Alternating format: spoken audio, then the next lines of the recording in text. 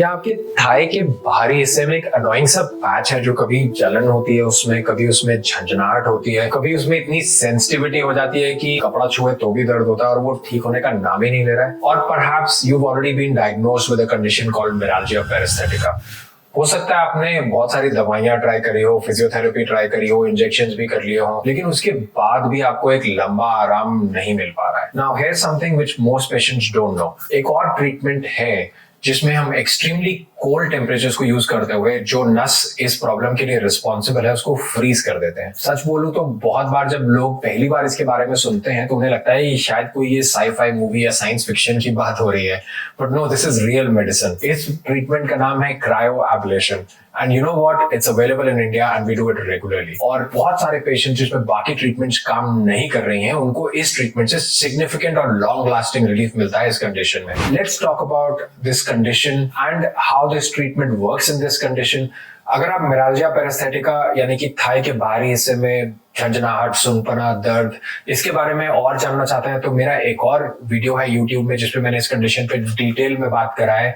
I think it will be very useful for you to watch that video. I will put the link up on the top for that. लेकिन ये condition वो है जिसमें पूरी लात भी involve नहीं होती है, पूरा लेग भी इन्वॉल्व नहीं होता है। एक छोटा सा पार्ट है थाई का, वो भी या तो बाहर की तरफ होता है या ऊपर की तरफ होता है, but it starts to dominate your whole day and your life, क्योंकि इतना डिस्ट्रैक्टिंग हो जाता है वहां पे। झंझनाहट, दर्द, जलन धीरे धीरे करते हुए वो आपको बैठने की एबिलिटी में, ड्राइविंग की एबिलिटी में, चलने की एबिलिटी में, इन सब में इन्फ्लुएंस करने लगता है। वो टिंगलिंग हमेशा आपको एक याद दिलाती रहती है कि वो प्रॉब्लम है, वो प्रॉब्लम है। उस तरफ सो नहीं पाते हैं, लंबा चलने में प्रॉब्लम आने लगती है। और सबसे अजीब बात जो लगती है, वहां पे कोई रैश नहीं है, कोई सूजन नहीं है, कोई चोट नहीं लगी, कोई ऑब्वियस कारण आपको दिखाई नहीं देता है, और ये सिम्टम्स हैं जो जाने का नाम ही नहीं लेते हैं और इतने ट्रबलसम हो जाते हैं। इन सम पीपल ऐसा ही दर्द स्पाइन से भी आता है, इसलिए कई बार ये शियाटिका जैसा सुनने में लगता है और बहुत सारे लोग इसे शियाटिका की तरह भी कंफ्यूज करने लगते हैं। बट ज्यादातर ये प्रॉब्लम आती है एक छोटी सी नस के इरिटेशन होने की वजह से। वो नस जो कि ना तो किसी मांसपेशी को कंट्रोल करती है, ना किसी मूवमेंट को कंट्रोल करती है, बट ये जो हिस्सा है जिसमें दर्द हो रही है उसकी सेंसेशन को कंट्रोल करती है। इस नस का नाम है LFCN यानी कि lateral femoral cutaneous nerve. And क्योंकि ये नस एक बहुत ही स्पेसिफिक एरिया को सप्लाई करती है, जब लोगों से पूछा जाए उनका दर्द कहाँ पे है तो वो सेम पैच पे उसी स्पेसिफिक एरिया में ही पॉइंट करके बताते हैं कि this is where all my symptoms are. और ये नस किसी भी कारण से इरिटेट हो सकती है, इस पे दबाव आ सकता है। ऐसा होने की वजह से ये सारे सिम्टम्स जो हमने डिस्कस करा है वो आने लगते हैं। कॉमनली जो देखा गया है कि किसी का वेट गेन हो, कोई टाइट यूनिफॉर्म्स या टाइट बेल्ट्स पहनता हो या टाइट क्लोथ्स पहनता हो, पहले कोई एब्डोमेन की सर्जरी हुई हो या किसी को डायबिटीज रहा हो, इन सब कंडीशंस में ये प्रॉब्लम ज्यादा हो सकती है। लेकिन बहुत बार एक सिंगल कॉज को आइडेंटिफाई करना बहुत मुश्किल हो जाता है। ये तो हो गया एक छोटा सा ब्रीफ इस कंडीशन के बारे में। आप इसके बारे में और जानकारी मेरे मिरल्जिया पेरिस्थेटिका के वीडियो में पा सकते हैं। हम बात करते हैं कि जो क्रायो एब्लेशन जो खास ट्रीटमेंट है, जब बाकी सारी चीजें काम नहीं कर रही है, उसका क्या रोल है और उसको हम कब इस्तेमाल करते हैं और उस ट्रीटमेंट में क्या होता है, वो कैसे आराम करती है, हम इसके बारे में आगे विस्तार से बात करते हैं। तो सबसे पहली चीज तो हर एक आदमी को ये ट्रीटमेंट की जरूरत नहीं है। बहुत सारे लोग सिर्फ उस एरिया को कंजर्वेटिवली मैनेज करने से, वजन कम करने से, उस पर प्रेशर अवॉइड करने से, दवाइयों से, फिजियोथेरेपी से या अल्ट्रासाउंड गाइडेड सिंपल इंजेक्शन से इंप्रूव हो जाते हैं। लेकिन अगर ऐसा नहीं होता है तब आती है cryo ablation. It becomes a valuable option. जब मैं इस ट्रीटमेंट के बारे में लोगों को बताता हूं तो सबसे पहला सवाल जो मुझसे पूछा जाता है वो ये है कि क्या ये ट्रीटमेंट मेरी नस को परमानेंटली डिस्ट्रॉय कर देगी? तो आंसर इज नो। इस ट्रीटमेंट में यानी कि क्रायो एब्लेशन में एक स्पेशल प्रोब होता है। हम उस प्रोब को अल्ट्रासाउंड में देखते हुए उस नस के पास तक लेके जाते हैं और फिर हम उसकी टिप को यानी कि छोटे से हिस्से को फ्रीज करना शुरू करते हैं, एक उसके टेम्परेचर को हम कंट्रोल में रखते हुए, और इस फ्रीजिंग टेम्परेचर को हम ले जाते हैं धीरे धीरे -80 डिग्रीज तक। उसकी वजह से वहां पे एक आइस बॉल बननी शुरू हो जाती है और वो आइस बॉल बनने की वजह से वो जो नस है वो एक तरीके से उसमें जो पेन सिग्नल्स कैरी करने की जो क्षमता है वो खत्म होने लगती है। और ये आइस बॉल को बनते हुए हम अल्ट्रासाउंड में एक्चुअली देख भी सकते हैं। तो हम नस के एक छोटे से हिस्से पे फोकस करते हैं ताकि वो जो पेन का जो एक सिग्नल जा रहा है वो इंटरप्ट हो जाए। आप इसको एक इलेक्ट्रिसिटी वायर की तरह भी देख सकते हैं। अगर एक वायर को हम छोटी सी जगह पे भी काट दे तो इलेक्ट्रिकल सिग्नल जो है वो उस वायर के थ्रू नहीं जा पाता है। ऐसे ही अगर एक नस के छोटे से हिस्से को हम ट्रीट करते हैं तो वो जो पेन का सिग्नल है वो नस के थ्रू नहीं जा पाता है और उससे हमें पेन में रिलीफ मिलता है. So the goal is not to do any surgery. The goal is not to remove the nerve. The goal is कि हम उस छोटे से हिस्से को ट्रीट करें. नस की आउटर जो कोटिंग होती है वो प्रिजर्व रहती है और धीरे धीरे नस जो है वापस ग्रो करने लगती है. और बहुत बार ये भी देखने को मिला है कि जब वो वापस ग्रो करती है तो वो एक नॉर्मल नस की तरह ग्रो कर सकती है. और अगर ऐसा होता है तो ये प्रॉब्लम अपने आप ठीक भी हो जाती है, यानी कि आपको बहुत लॉन्ग टर्म रिलीफ भी मिल सकता है. एक और कॉमन सवाल जब मैं इस ट्रीटमेंट के बारे में बात करता हूं तो मुझसे पूछा जाता है कि क्या वहां उस हिस्से की सेंसेशन हमेशा के लिए चली जाएगी. तो ऐसा नहीं है. वो हिस्सा थोड़े समय के लिए जरूर सुन हो सकता है, लेकिन जैसे जैसे नस वापस रिकवर करती है तो वो सेंसेशन वापस आने लगता है.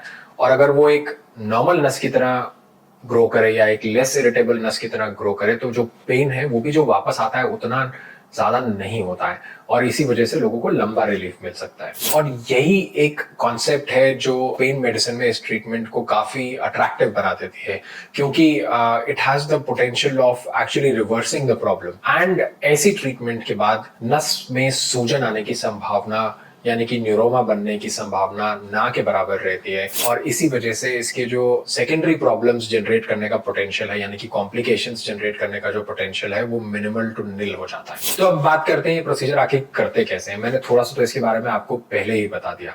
सो मोटे तौर में इसके डिफरेंट कॉम्पोनेंट्स हैं. एक कॉम्पोनेंट है गाइडेंस, यानी कि जो नस प्रॉब्लम है उसको हम आइडेंटिफाई करें. ये हम करते हैं अल्ट्रासाउंड की मदद से, क्योंकि अल्ट्रासाउंड के अंदर हम ये छोटी सी नस को देख सकते हैं और आइडेंटिफाई कर सकते हैं. फिर दूसरा जो एलिमेंट रहता है वो होता है ये क्रायो प्रोब होता है, जो क्रायो एब्लेशन की ट्रीटमेंट के लिए हम इस्तेमाल करते हैं. धीरे धीरे हम पोजीशन करते हैं अल्ट्रासाउंड से देखते हुए उस नस के पास में, यानी कि टारगेट नर्व के पास में ले जाते हैं ताकि जो आइस बॉल बने वो इस नस को उसके अंदर ट्रैप कर ले. तीसरा जो कंपोनेंट आता है, फिर इस नस की टिप को जब हम सही जगह पे पहुंच जाते हैं हम उसका टेम्परेचर लोअर करना शुरू करते हैं, यानी कि वहां पे एक आइस बॉल बनाना और फ्रीज करना शुरू करते हैं. And we can visualize this happening. We can see the nerves, trapped in that, or is actually getting the treatment what it is intended to receive. And ये प्रोसीजर बिल्कुल minimally invasive है. सिर्फ एक probe डालना है हमें, तो कोई टांका नहीं लगाना है, कोई बड़ा कट नहीं करना है, कोई मेजर सर्जरी नहीं करनी है. And the patient goes home in a few hours on the same day. तो इस ट्रीटमेंट को करने से पहले ये बहुत जरूरी पार्ट है कि हम आइडेंटिफाई कर पाए कि इस ट्रीटमेंट के लिए बेस्ट कैंडिडेट्स कौन से हैं, यानी कि किन लोगों में इससे फायदा हो सकता है. सो पहली चीज तो आपका डायग्नोसिस सही होना चाहिए कि यही नस इन्वॉल्व है.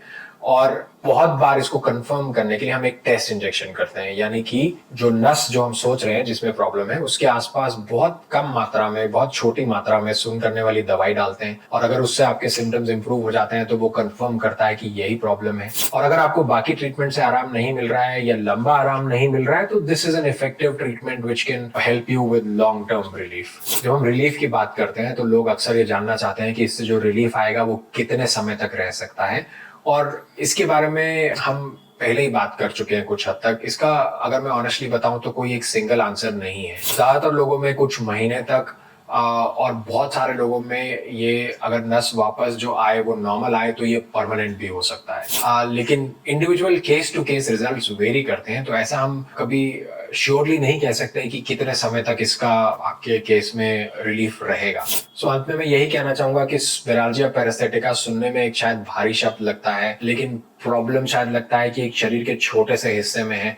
बट जिसको भी ये प्रॉब्लम हो चुकी है उसका इम्पैक्ट क्या है वो इसको अच्छे से समझ सकता है कि ये छोटा सा एरिया भी कितनी बड़ी प्रॉब्लम कर सकता है. But the good news is कि इसकी ट्रीटमेंट के ऑप्शंस जो है वो समय के साथ इवॉल्व कर रहे हैं. And to be very honest, cryoablation is a very good treatment which can potentially give you very long-lasting effects and benefits. अगर आपको भी मेराल्जिया पेरिस्थेटिका है तो जरूर कमेंट्स में लिख के बताइएगा कि आपको ये कितने समय से परेशान कर रही है. सालों की बात है, हफ्तों की बात है या महीनों की बात है. जरूर बताइएगा नीचे कमेंट्स में कि आप क्या क्या ट्रीटमेंट करा चुके हैं और उससे आपको फायदा हुआ या नहीं, और क्या आपको क्रायोएब्लेशन यानी कि इस ट्रीटमेंट के बारे में पता था. और अगर नहीं पता था तो इसके बारे में अगर आप और जानना चाहते हैं तो जरूर अपने सवाल कमेंट्स में डालिएगा और मैं उसका जवाब देने के लिए पूरी कोशिश करूंगा. And this is doctor Amod Manocha from International Pain Centre signing off, and thank you very much for listening to me, and I hope the information I've given to you would be helpful in guiding your treatment further. Thank you.